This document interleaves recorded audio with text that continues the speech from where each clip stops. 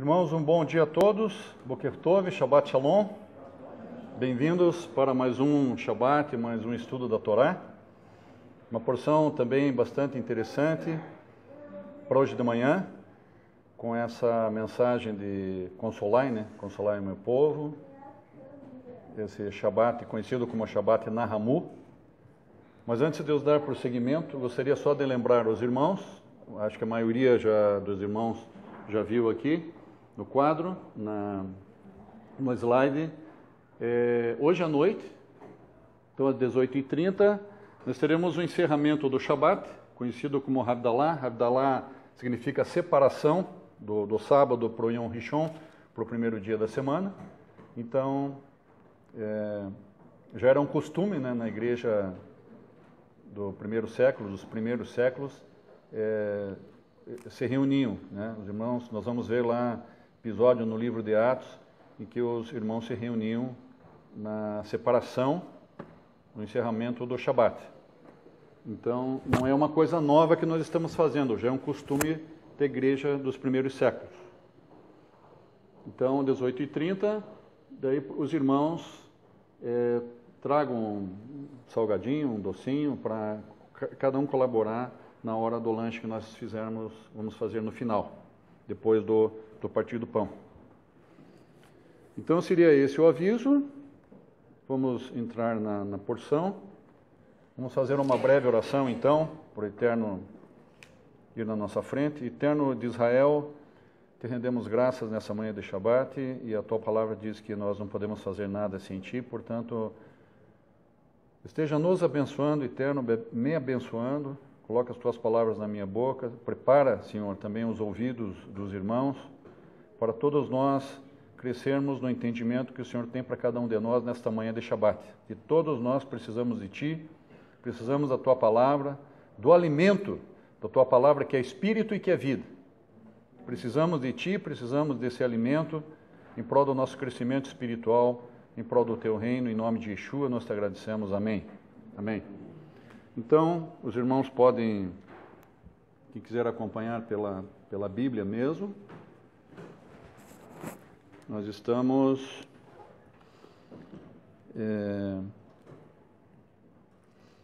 Deuteronômio 3, Deuteronômio 3, 23. Então, a Parashá do nome Vait Hanan significa eu supliquei. Os primeiros versos dessa porção se referem, a palavra diz que também eu nesse tempo, estou no 23, capítulo 3 de Deuteronômio, verso 23, também eu nesse tempo implorei graça ao Senhor, dizendo: Senhor, ó Senhor, passasse a mostrar ao teu servo a tua grandeza, a tua poderosa mão. Então, rogo-te, no 25, rogo-te que me deixes passar para que eu veja esta boa terra que está da além do Jordão, esta boa região montanhosa e o Líbano. Porém, o Senhor indignou-se muito contra mim por vossa causa e não me ouviu. Antes me disse: basta, não me fales mais nisto. Então, aqui é um pedido, um clamor de Moisés pedindo a bênção do Eterno para que o Eterno liberasse e permitisse com que, era o grande sonho de Moisés, como é o sonho de muita gente hoje em dia, irmãos, de entrarem na terra verdadeira, na terra real, no reino dos céus. É muito... Todos, se você conversar com qualquer pessoa, quem que não gostaria de ser salvo?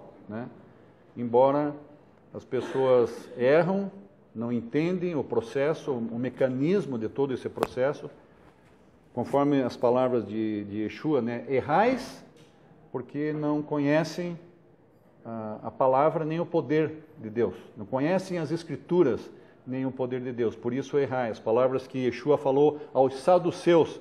Os saduceus gostavam de interpelar crentes, gostavam de interpelar o próprio Yeshua, principalmente na questão da ressurreição. Eles não criam Eles não criam na ressurreição. Eles não criam, os saduceus não criam que, digamos, o corpo morre, acabou tudo. Os saduceus criam assim. Não criam na imortalidade da alma, os saduceus. E a ressurreição também eles não criam. Então eles interpelavam uma oportunidade, os saduceus interpelavam Yeshua, e eles daí eram pegos com a sabedoria, né, de Yeshua com relação a essas questões aí. Mas essa questão dessa súplica de Moshe nos dá um alento, por isso que eu falei aqui no momento do Mishberah Leholim, eu falei que há uma esperança para nós que cremos, que fomos lavados com o sangue do Cordeiro de Deus. Há uma esperança, sim, há uma esperança, mas existem uns requisitos, que não é simplesmente você crer, você ouvir a palavra e você crer e ponto final. Existem outras considerações, outros fatores e outros detalhes, além de um simples crer. Mas, irmão Jair, por que é que você está falando isso, a questão do simples crer? Se eu creio, e a palavra diz que quem crer será salvo, né? Então nós vamos entender o que significa esse crer, irmãos. Crer não é só alguém te falar uma frase, umas frases, umas palavras, e você, não, eu acredito nisso. Isso é uma situação. Agora, o que está além disso é o nosso papel. E não são todos que entendem essa questão do crer. O que é realmente crer para você ser salvo, irmão? Para nós sermos salvos. Não é simplesmente acreditar em frases ou palavras ou uma mensagem. Por que eu falo isso?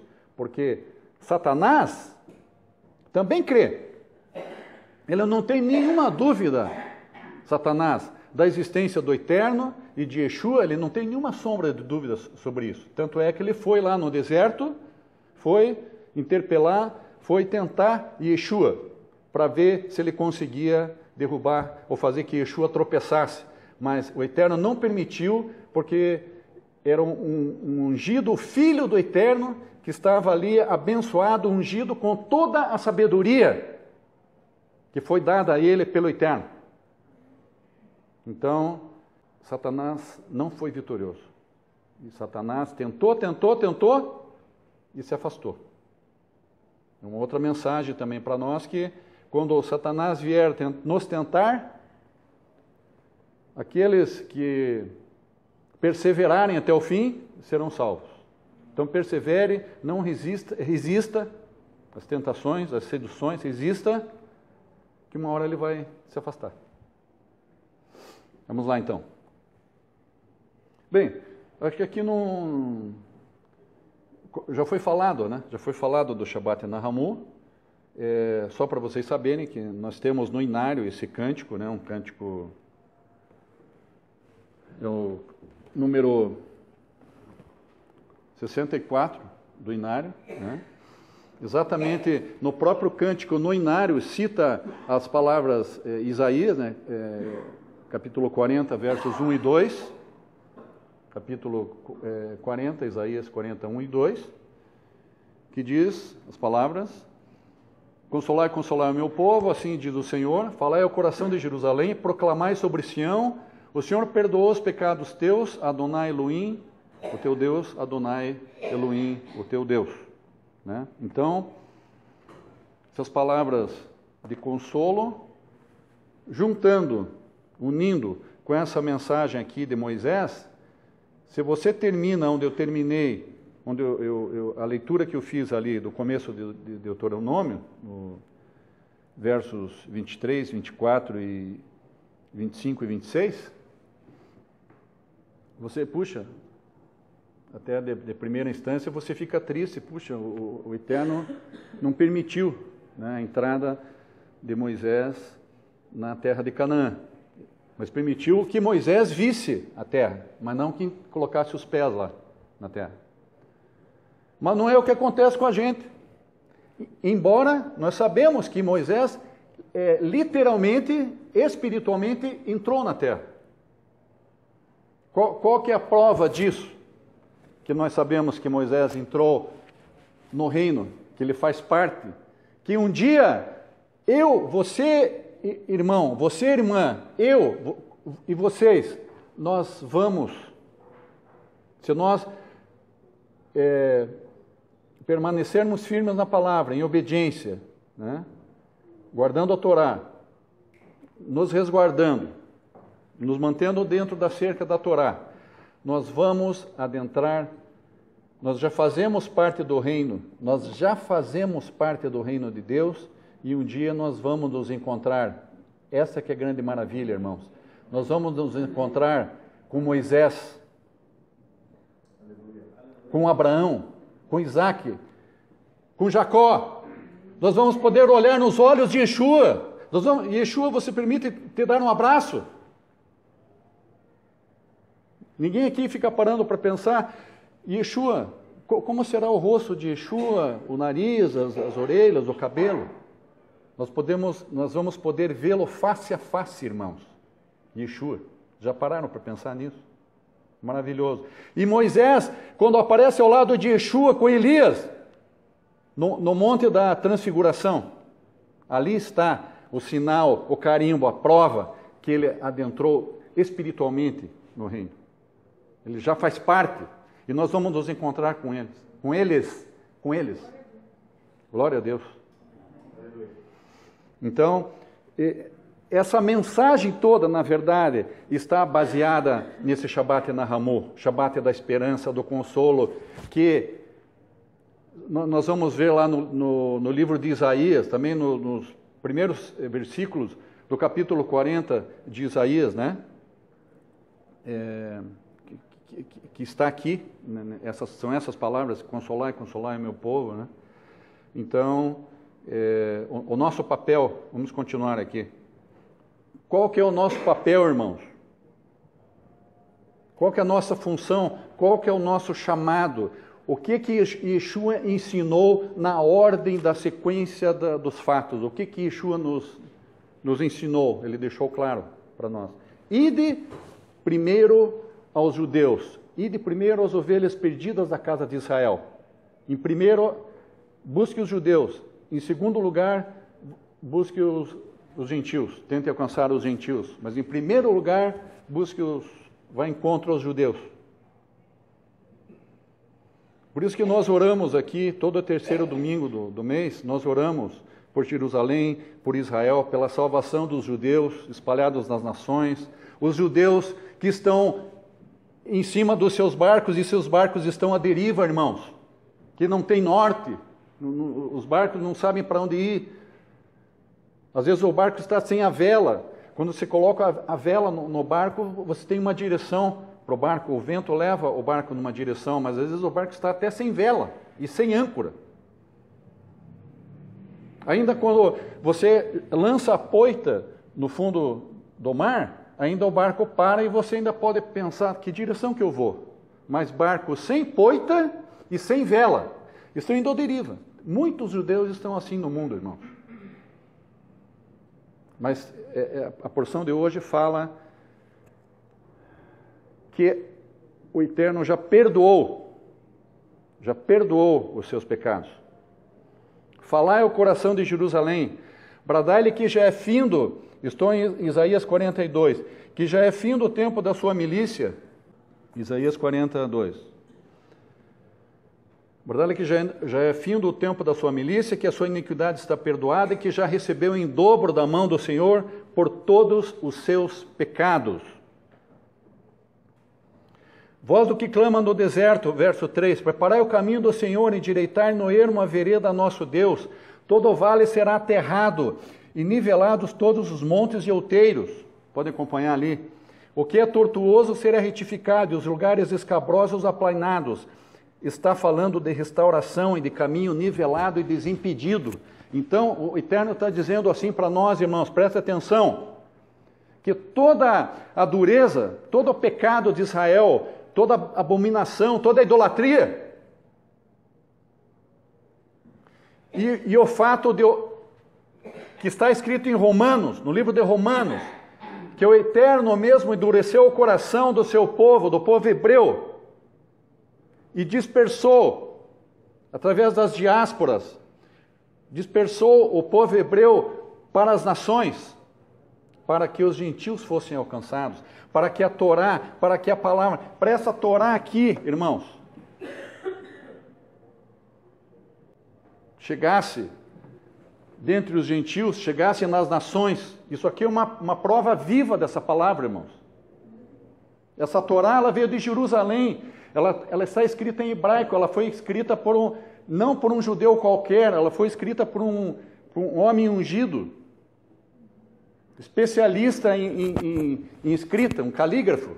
Essa Torá veio de Jerusalém, ela chegou na minha casa, irmãos. Essa Torá, o rabino do aeroporto de Tel Aviv não permitiu que essa Torá viesse no bagageiro normal do avião. Ela foi colocada ali do lado do piloto, no cockpit do piloto do avião. Então, é algo muito sério. É um zelo do Senhor, são cuidados do Senhor. E a palavra dele se cumprindo, porque a palavra, através do povo judeu, nós somos, muitos aqui são descendentes do judeu, eu sou um descendente de judeu. E essa palavra está sendo levada para as nações, para os gentios, aqui para o estado do Paraná, cidade de Curitiba, para o país, a nação chamada Brasil.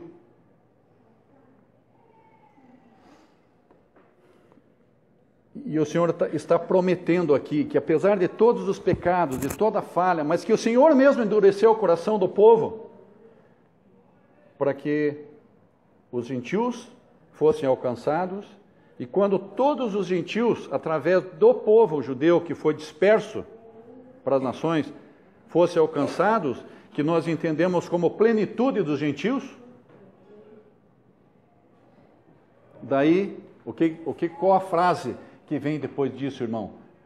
E depois disso, todo o Israel será salvo. Todo Israel será salvo. Então, é um tempo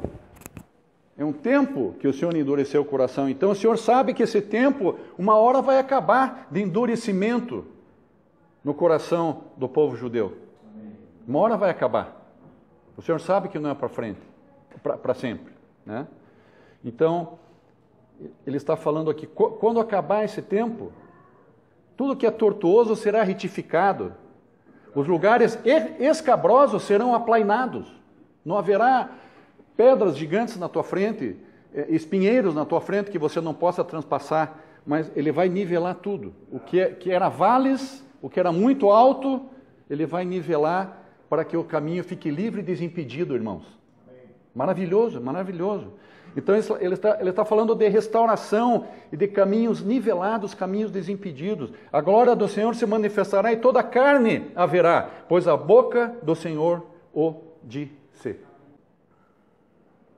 E no versículo 9, então somente guarda-te a ti mesmo e guarda bem a tua alma, que te não esqueças daquelas coisas que os teus olhos têm visto, e se não apartem do teu coração todos os dias da tua vida, e os farás saber a teus filhos e aos filhos de teus filhos.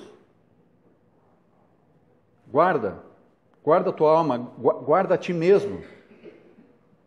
Vença as tentações de Satanás, as seduções de Satanás.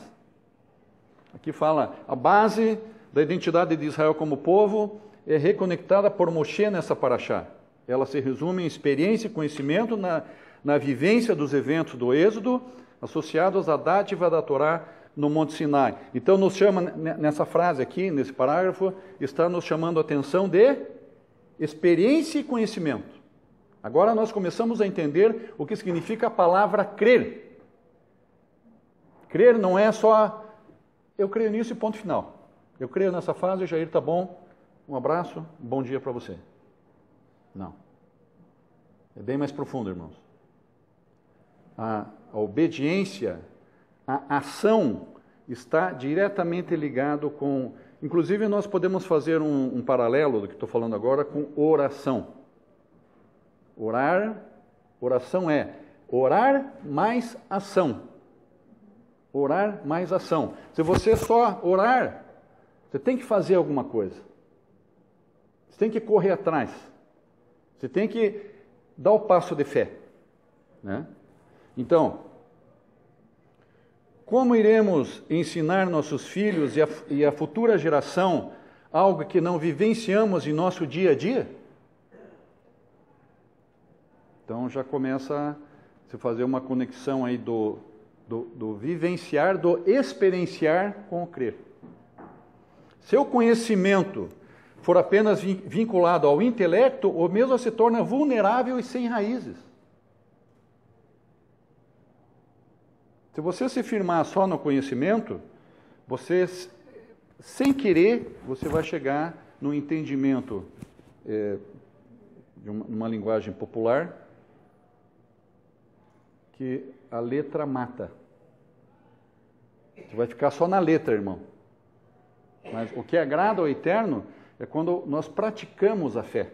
Nós praticamos aquilo que nós estudamos e aquilo que nós ensinamos.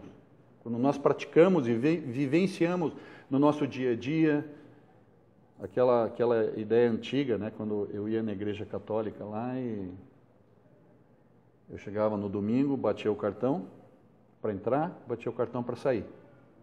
Depois que vocês bateu o cartão para sair, você pensava assim, não, agora posso fazer tudo o que eu estava querendo fazer, venho aqui, bato o cartão, estou perdoado, depois posso fazer tudo de novo. Essa doutrina, irmãos, está fora da Torá.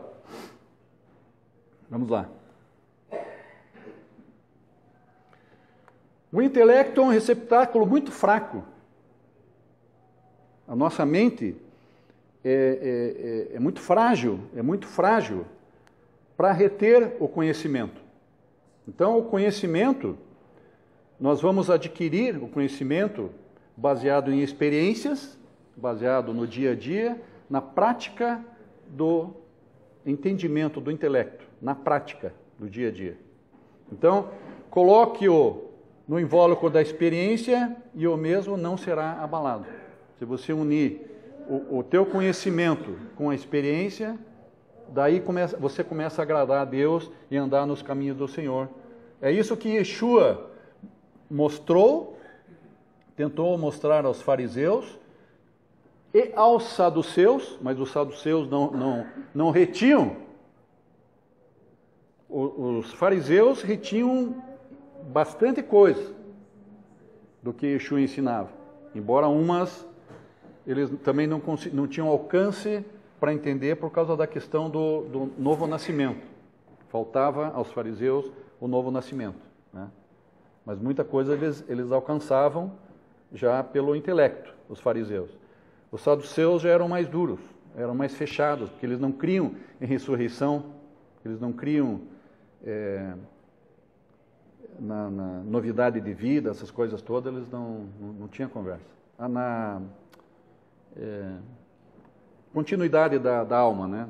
O corpo morre, mas você tem a continuidade. Por isso que nós estamos aqui. A morte física para nós, e Yeshua mostrou e provou que o Eterno é poderoso, que ele não tem problema, o Eterno, ele quer a nossa vida, ele está preocupado com a nossa salvação e com a nossa vida. E mostrou através de Yeshua que ele é poderoso para ressuscitar, para nos ressuscitar dos mortos. Então, esse ressuscitar de Yeshua, que os saduceus não tinha papo com eles. Não tinha papo, eles não criam nisso aí, nessa ressurreição. Então, olha aqui, nós vamos esmiuçar um pouquinho a questão do entendimento da fé. Eu grifei ali as duas frases. Não existe na Bíblia crença sem prática, e não existe na Bíblia salvação sem obediência. Então, fiquem atentos, irmãos. A gente tem que amar, nós devemos amar os líderes, os pastores. Eu estava falando com o Rodrigo esses dias. Muitos pastores não têm culpa, irmãos. Nós não devemos ter um sentimento ruim para os pastores, a respeito de pastores que não ensinam da forma que devem ensinar. Porque eles não têm culpa também.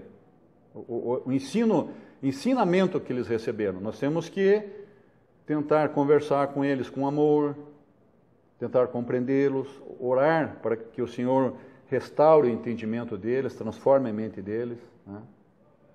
E principalmente que restaure o entendimento deles virarem os seus rostos, a responsabilidade deles com relação às ovelhas que eles estão incumbidos de cuidar, que eles devem orar, voltar os seus rostos e os seus corações, os líderes, né, para Jerusalém e fazer com que as ovelhas do rebanho deles também ore pela paz de Jerusalém, ore pela salvação dos judeus.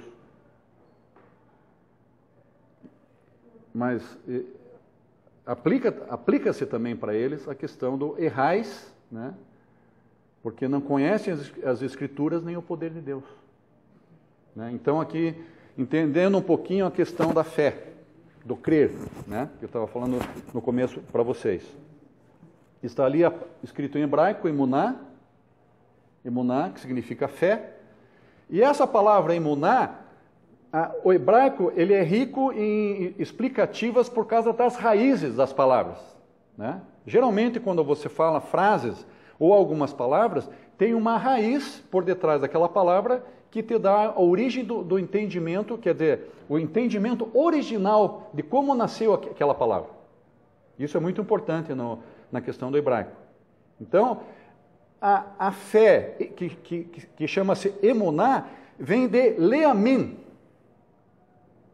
Eu coloquei ali, ó, está escrito em hebraico também, leamin, que significa acreditar, mas um acreditar com sode.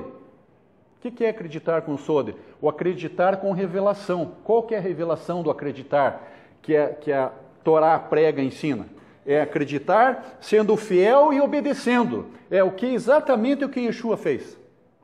Yeshua cria no reino, cria no eterno, com todo o amor, com toda a força dele, ele cria tanto no eterno, que ele era um. Não existia nenhuma diferença que quebrasse a unidade de Yeshua com o Pai. Eles eram um. Isso que nós temos que entender, é algo muito forte, muito profundo, irmãos. Eles eram um. Isso eu não discuto com ninguém e ninguém vai me tirar do meu pensamento isso daí. O Filho e o Pai eram um. São um. Obediência cega do Filho ao Pai. E o Pai, na confiança, cega ao Filho. Eles são um. Isso é muito importante a gente entender. Porém, Yeshua, através das Escrituras, através do entendimento judaico, né, das Escrituras, ele coloca uma hierarquia, que o Pai é maior que ele. Mas a unidade deles é igual. Isso que nós temos que entender, irmãos. Nunca pense que eu estou rebaixando. Nunca esqueçam disso. Então, Yeshua quis mostrar que a crença dele era fidelidade e obediência. Isso é crer, é ser fiel e ser obediente. Não há separação. Eu só creio. Tá bom, Jair, vamos parar a conversa por aqui. Eu tenho um compromisso agora, vou sair um pouco antes, vou embora. Eu já creio e tá bom. Bom almoço para você. Um bom final de Shabat. Eu só quero crer. É o que muitos pensam, irmãos. Eu só quero crer. Eu não quero ser fiel, nem ser obediente. Isso é uma mentira e um engano. A Torá não explica e não ensina dessa forma, irmãos. O ensinamento de Yeshua é crer, ser fiel e ser obediente. Não há como separar essas três palavras, irmãos. A fé sem obras são inseparáveis. A fé sem obras são inseparáveis. Em Romanos 1,17 diz, o justo viverá pela fé. Pela obediência, pelo trabalho, pela perseverança, pela vivência, por dar sua vida em prol do reino. Não é fácil, irmãos. Tem que haver perseverança, tem que haver estudo, tem que haver trabalho, tem que haver dedicação, tem que visitar os irmãos, tem que se preocupar com os irmãos, tem que atender o irmão, tem que ouvir o irmão, tem que ajudar o irmão, tem que fazer um tzedaká para o irmão, tem que se preocupar com o irmão que está doente, tem que ensinar, tem que aprender, tem que ouvir. É trabalho, tem que se preocupar. Não, mas eu tenho que pagar umas contas, então não está dando, então eu vou arranjar um trabalhinho ali para... Paulo, Shaul, ele fazia tendas para ganhar um dinheirinho, para não depender, não ser pesado para os outros. A Torá diz que nós não podemos ser peso para ninguém. Eu citei agora há pouco para vocês as palavras que Yeshua dirigiu aos saduceus, né? Quando os saduceus gostavam de interpelar e colocar assim questionamentos para Yeshua com relação principalmente à ressurreição, né? E respondeu-lhes Yeshua: errais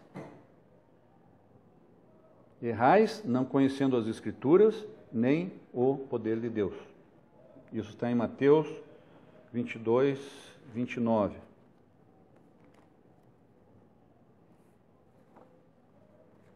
Mateus 22, 29.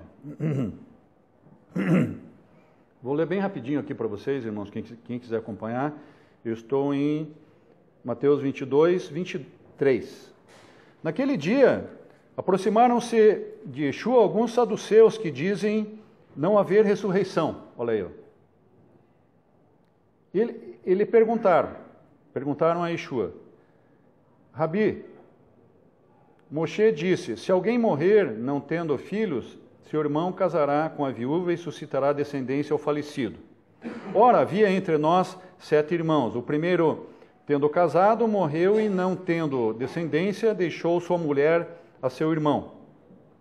O mesmo sucedeu com o segundo, com o terceiro até o 7º. Depois de todos eles, morreu também a mulher. Portanto, na ressurreição de qual dos 7 será ela a esposa? Porque todos a desposaram. Respondeu-lhe Yeshua: errais, não conhecendo as Escrituras nem o poder de Deus, porque na ressurreição nem casam, nem se dão em casamento. São, porém, como os anjos do céu. E quanto à ressurreição dos mortos, não tendes lido o que Deus vos declarou? Eu sou o Deus de Abraão, o Deus de Isaac e de Jacó. Ele não é Deus dos de mortos, e sim de vivos. Então, essa questão da ressurreição, da vida, que o Eterno está preocupado, a morte não é nenhum problema para o Eterno, porque Ele é autor da vida. Ele não está preocupado com a morte, Ele está preocupado com a nossa vida. Então, irmãos, não fiquem pensando como que vai ser a morte de vocês. Se preocupem em crer, obedecer e serem fiéis ao Eterno, né, e obedientes. Daí vocês vão sentir paz. Nós sentimos paz, porque é isso que o Senhor está interessado, que nós agindo assim, nós vamos ter a salvação. E a morte não será peso, um problema para nós. Então, continuando. Em Efésios, eu achei bem interessante essa passagem de Efésios também. Olha aqui, ó, Efésios 2:10. Nós fomos alcançados pela graça de Yeshua para boas obras, as quais Deus de antemão preparou para que andássemos nelas. Como Deus... que entendimento a gente pode tirar disso, irmãos? As quais Deus de antemão preparou. Entenderam o que eu falei? Quem não entendeu, levante a mão.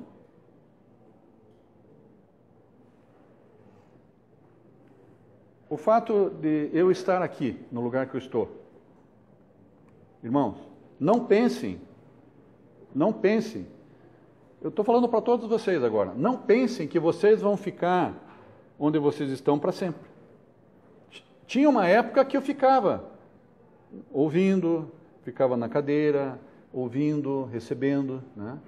Mas vai chegar uma hora, porque para cada um de vocês, irmão, estou falando agora individualmente para vocês, não estou falando para todos, para individualmente, para cada um, para irmã, para irmão. O Eterno tem um chamado, as quais Deus de antemão preparou, o Eterno já tem preparado um ministério para cada um de vocês. Vocês estão aqui ouvindo, revelações, né, da palavra, que vocês vão ter, vocês não podem reter isso para vocês mesmos. Vai chegar uma hora que vocês vão ter que, o que vocês aprenderem aqui, vocês vão ter que passar. Podem até passar aqui mesmo, futuramente. Vocês fazerem parte aqui, as coisas mudarem, e fazerem parte e vocês ensinarem aqui mesmo. Por exemplo, tem mulheres que ensinam as crianças. Tem homens também, jovens, que ensinam as crianças lá. Já estão dentro do chamado do Eterno. E vai chegar a hora de cada um de vocês também assumirem aquele tempo do Eterno de vocês fazerem o que Ele quer que vocês façam.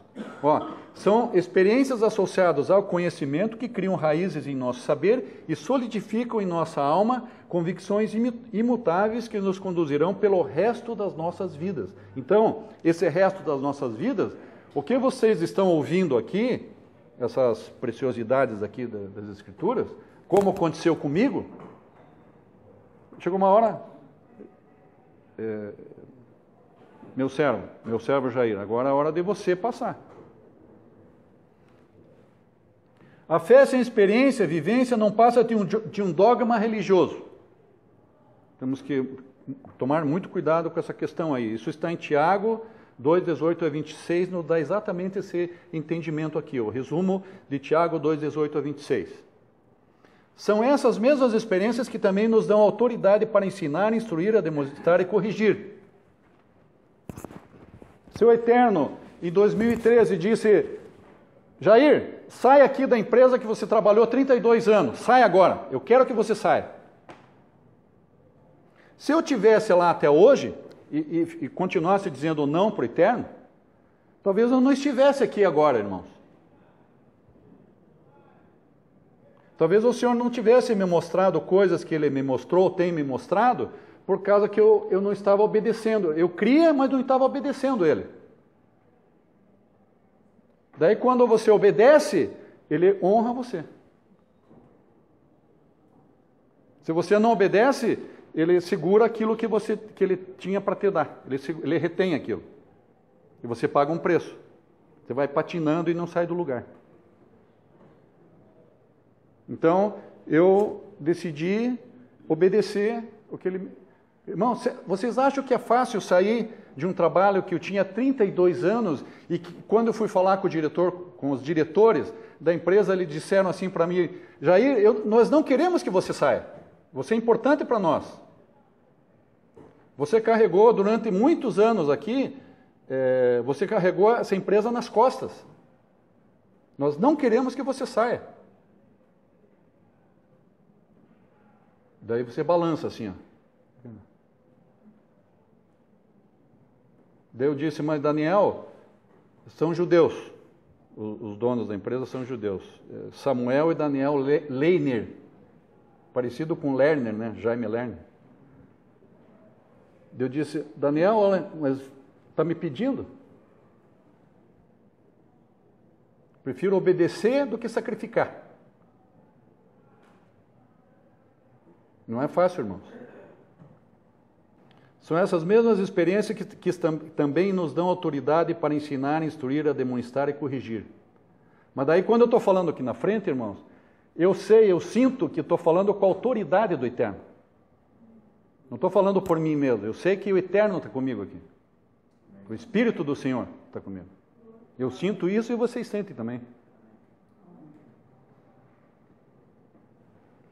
E aqui eu coloquei embaixo ali, só para elucidar, né? Saduceus, partido aristocrático que dominava a política dos judeus, inclusive a posição do sumo sacerdote, não acreditavam na ressurreição, nem em anjos, nem na imortalidade da alma. Nisto, eles diferenciavam dos fariseus, porque os fariseus acreditavam na ressurreição e na imortalidade da alma. Os fariseus, embora os fariseus, Yeshua foi tão duro com os fariseus, foi, né? Por quê? Porque Yeshua era fariseu. A formação de Yeshua foi uma formação farisaica. Por isso que ele foi tão duro com os fariseus. E hoje, se você, o povo judeu, né, em geral, esse termo, essa filosofia, né, ainda é usado em Israel, fariseus. Um povo de fariseus, judeus fariseus, tá, hoje, ainda muitos falam. Saduceus, não. Se você for tentar localizar algum saduceu lá em Israel, Jerusalém, eles foram extintos. Não existe saduceus. Isso foi eliminado de Israel e de Jerusalém.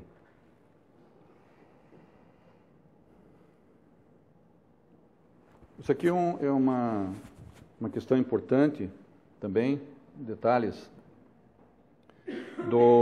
da filosofia, o entendimento judaico das coisas, da ordem das coisas, né? Aqui, o resumo do ensinamento de Maimônides e do Rabino Schneur, dois rabinos de épocas diferentes, né? Um Maimônides do século XII e Schneur do século XVIII, né? Então, diferente do que a maioria de nós entende a princípio como ordem das coisas, que, tipo assim, você primeiro precisa ler muito e estudar muito para ensinar. E segundo os rabinos, Maimônides e Schneur, tem outros também, não são só eles, né? Mas eles que começaram com esse ensinamento, porque é como se eles entendessem a mente de Deus. Segundo comentários sobre esses rabinos, é como que se esses rabinos entendessem a mente de Deus. E o tal do código da lei judaica que eles criaram, eles dois criaram, código da lei judaica, apresentam as leis para se ensinar a Torá aos nossos filhos antes de se apresentar as leis de estudo da Torá. É como se eles invertessem a ordem. Parece que não há, a princípio parece que não há lógica nisso aí. É como se você ensinasse primeiro para depois aprender. Você ensinasse os teus filhos primeiro e depois você vai aprender. Mas espera aí, será que está correta essa ordem? Você não tem que primeiro ler e estudar para depois ensinar? Só que esse entendimento do judaico, das Escrituras, né? Olha, diz aqui, se vocês acompanharem, onde tem interrogação ali, ó. Apresento as leis para ensinar a Torá aos nossos filhos antes de apresentar as leis de estudo da Torá. Não seria isso uma contradição? Ensinar para depois aprender? Parece uma contradição. A resposta é não. O nãozinho lá, não.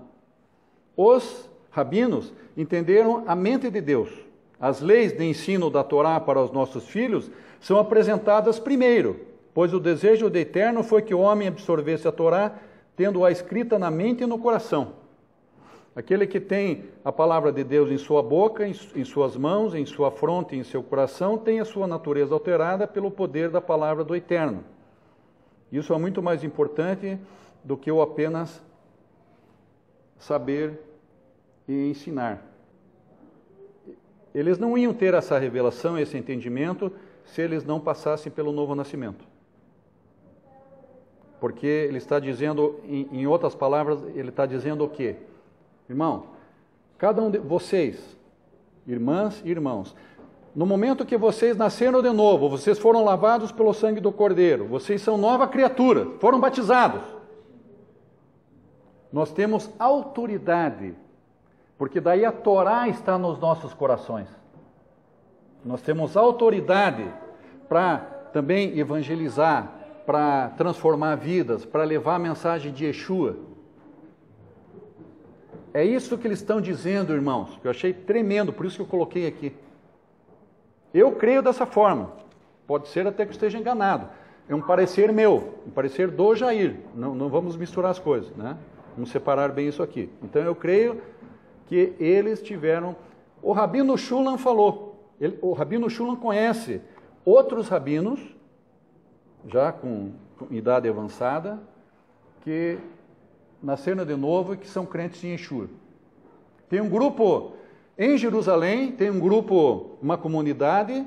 Se você andar nas ruas, quando eu andava com a Estela nas ruas de Jerusalém, você passa por grupos assim de judeus de chapéu, de peote, barba, terno, eles se vestem assim de camisa branca, calça, praticamente como eu estou aqui, né?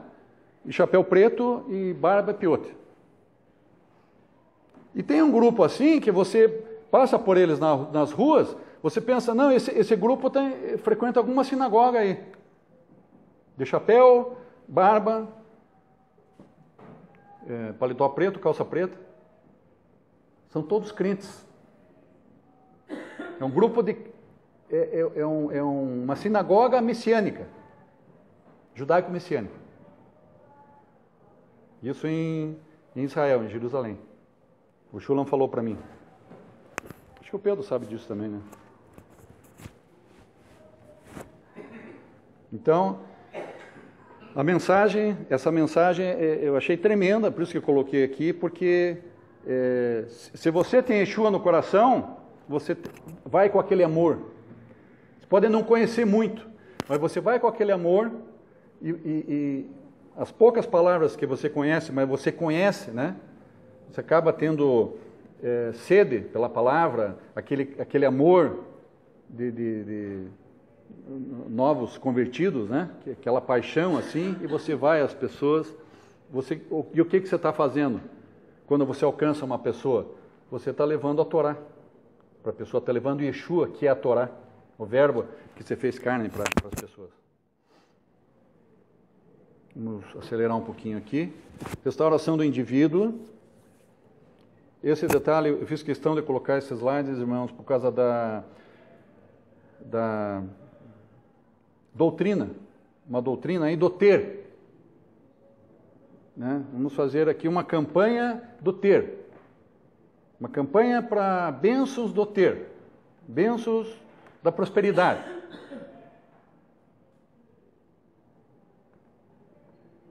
A Torá ensina justamente o contrário, irmãos. Se você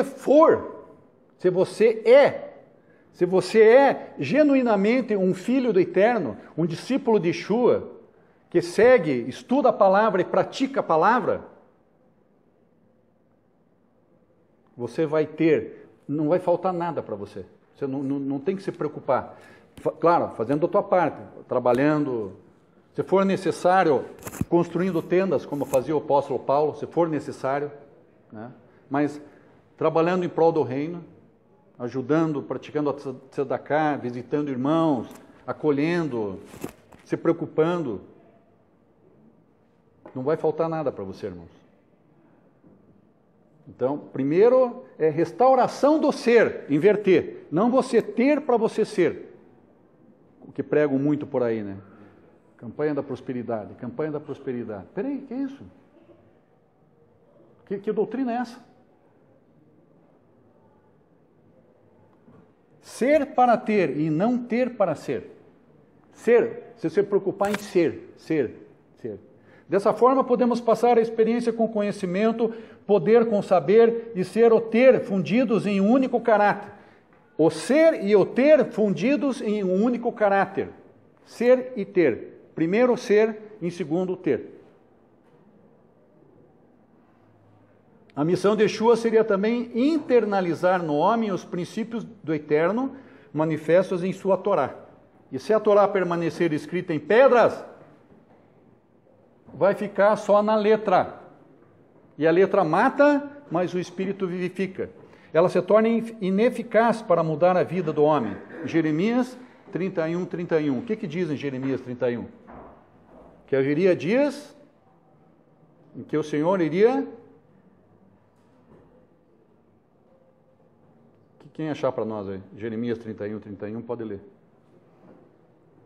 Eis que dias vêm, diz o Senhor, em que farei um concerto novo. Uma nova aliança com a casa de Judá, com a casa de Israel e com a casa de Judá. Farei nova aliança com a casa de Israel e com a casa de Judá. Agora, sim, nós em Yeshua em Yeshua, quando nós nascemos de novo, nós passamos a fazer parte do povo de Israel. Nós somos concidadãos do povo de Israel. Nós somos conectados. Nós que estávamos nós que eu digo os gentios, né? Eu não sou gentil, sou judeu. Os gentios que estavam desconectados voltam a se reconectar. E fazem parte, passam a ser concidadãos dos santos, Efésios 2. Explica bem isso aí. Então, busquemos experiências com o Deus Altíssimo ao mesmo tempo em que buscamos conhecê-lo através da sua palavra. Essa é a base do Shema Israel desta paraxá. Isso aqui eu coloquei o Shema Israel, que consta aqui no livro nessa porção, o Shema Israel, em Deuteronômio 6 a 7. Shema Israel é a profissão de fé israelita, esse slogan, né? Shema Israel, Adonai Eloheinu, Adonai Erá. Então, olha que interessante, para não prolongar muito a questão do entendimento real da mensagem inteira do Shema Israel, eu coloquei ali, ó.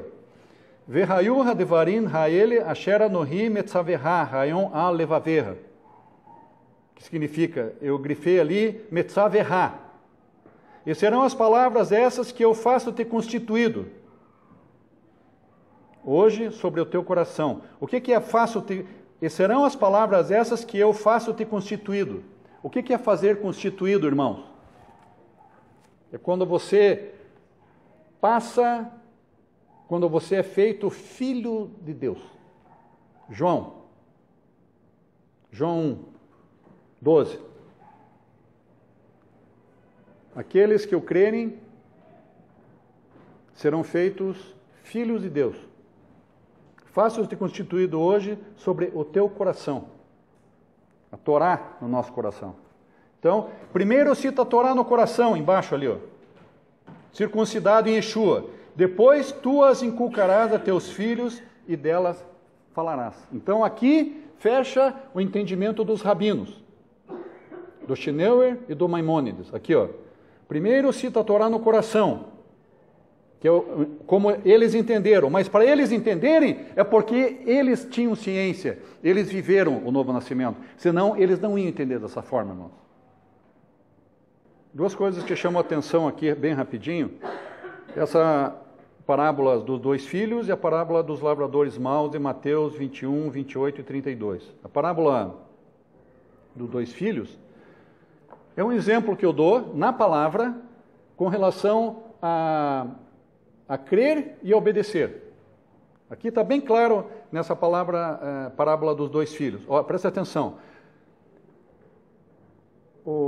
Quando Mateus 21, 28. Ó, um homem tinha dois filhos.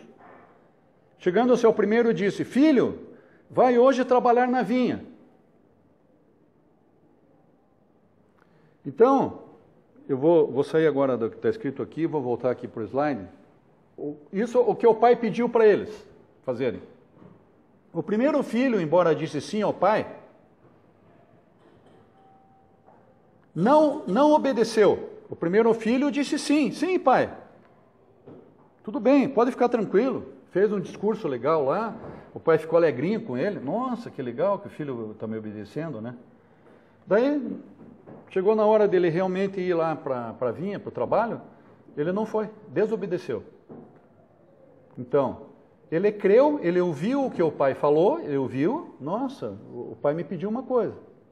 Ele ouviu, e ele não tinha dúvida do que o pai falou para eles, ele creu na frase, no pedido. Só que ele não fez o que o... O que aconteceu com o segundo filho? Justamente o contrário. O segundo filho, embora respondeu não, dirigindo-se ao segundo, disse-lhe a mesma coisa, mas o filho respondeu: não quero, pai, não quero trabalhar lá na vinha. Daí o filho meditou um pouco, disse, né, o espírito começou a mexer na mente, no coração do segundo filho ali. Daí o segundo filho, como deu a abertura para o Espírito, disse: eu acho que eu me arrependo de ter dito não para o meu pai, eu me arrependo, eu prefiro obedecer ao pai. E obedeceu.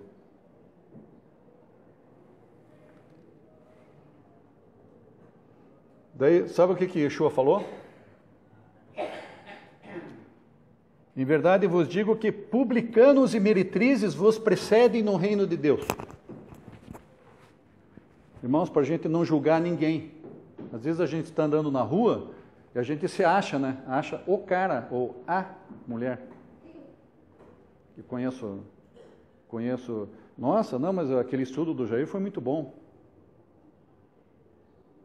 Daí olha para uma meretriz, diz: aquela ali é caterva, não quero papo. Não. Aquela ali não merece a salvação.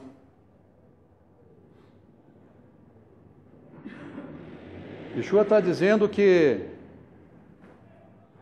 falou lá para os saduceus e fariseus, principalmente para os saduceus, né? Que meretrizes e publicanos vos precedem, entram, né? Já estão com o pé lá no reino, porque erraram, praticaram iniquidades, abominações,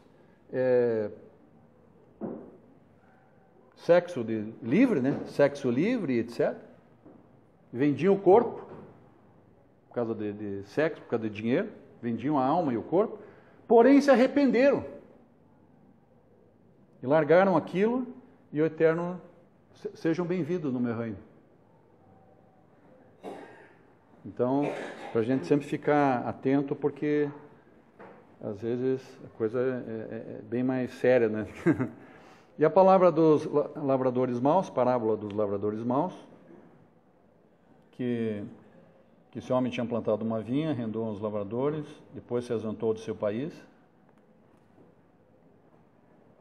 E no tempo da colheita enviou seus servos aos lavradores para receber os frutos. Mas os lavradores espancaram a um, mataram a outro, e a outro apedrejaram. Porém enviou outros servos, em maior número, e trataram-nos da mesma forma. Por último, enviou-lhe seu próprio filho, mas os lavradores, vendo o filho, disseram: este é o herdeiro, vamos matá-lo, nos apoderar da sua herança. Então lançaram-no fora da vinha e o mataram. Irmãos, para ser breve aqui agora, então eu entendo essa mensagem como o povo judeu. O Senhor levantou uma nação de sacerdotes, o povo judeu, né, para eles cuidarem da palavra, levarem a palavra para as nações, a palavra do Eterno. Por isso que eu dei aquele exemplo aqui da Torá para vocês aqui. As diásporas que aconteceram com esse propósito, né? As diásporas.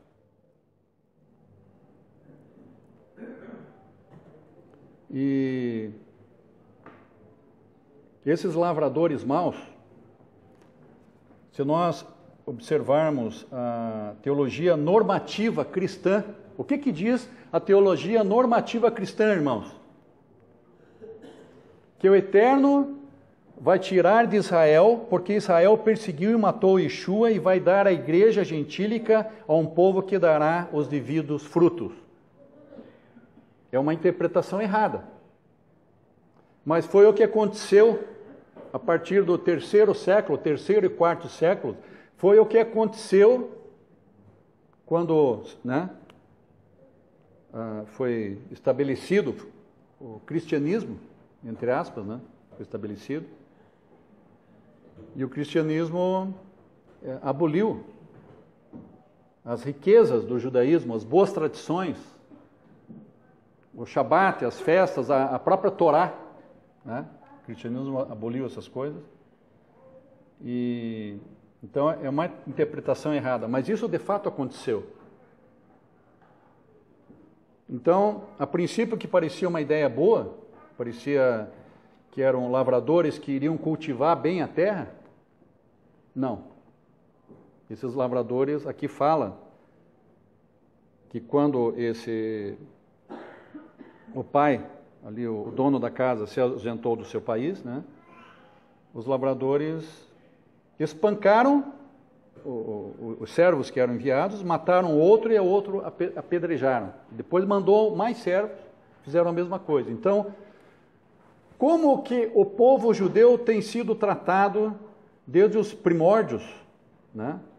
Depois da igreja dos primeiros séculos, a igreja que era uma igreja genuína de judeus, depois os gentios começaram a fazer parte desse grupo, né? Era bonito, porque nesse tempo, primeiro e segundo século, as boas tradições eram guardadas. Os crentes em Yeshua, judeus, junto com os gentios, eles guardavam o Shabat, as festas do Senhor, o Havdalah. Todas essas coisas eram feitas e eram respeitadas. Havia zelo com essas boas tradições, conforme dizia o apóstolo Shaul, né?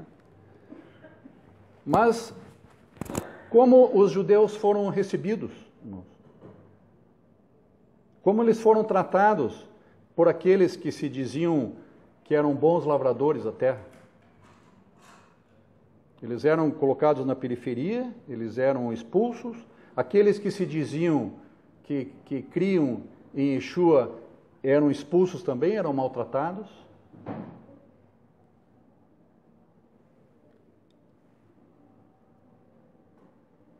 Então, desde o princípio, o povo judeu ele foi perseguido.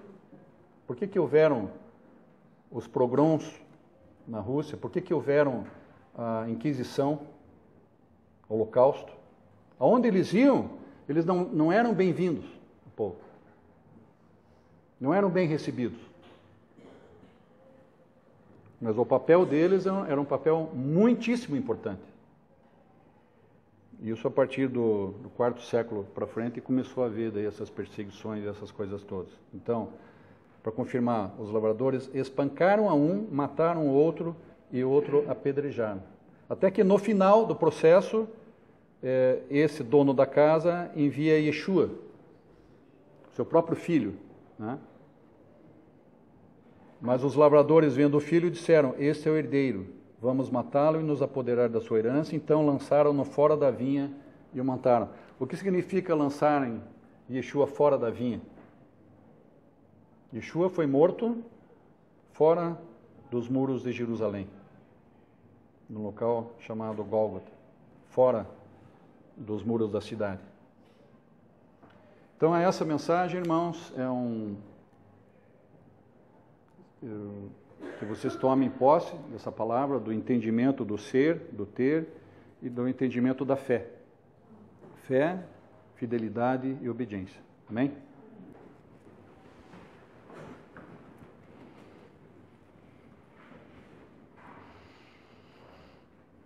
Yevarechecha Adonai veishmerecha, Yaer Adonai panavelecha vihuneika, Isa Adonai panavelecha veasem lecha shalom. Que o Senhor te abençoe e te guarde, que o Senhor faça resplandecer o seu rosto sobre ti e tenha misericórdia de ti, que o Senhor sobre ti levante o seu rosto e te dê o shalom, a paz. B'Shem Yeshua HaMashiach. Amém.